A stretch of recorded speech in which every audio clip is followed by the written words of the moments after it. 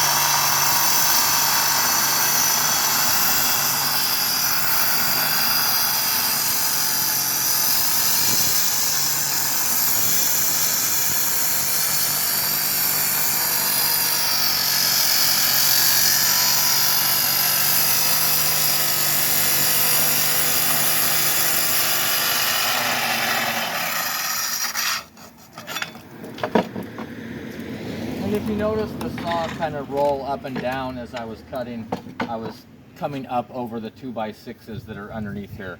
The diamond blade doesn't like to cut through wood. So it's that simple. We have half of our granite countertop done and ready to install. You can like and subscribe if you think this stuff helps, but more than anything, start planning your ADU today.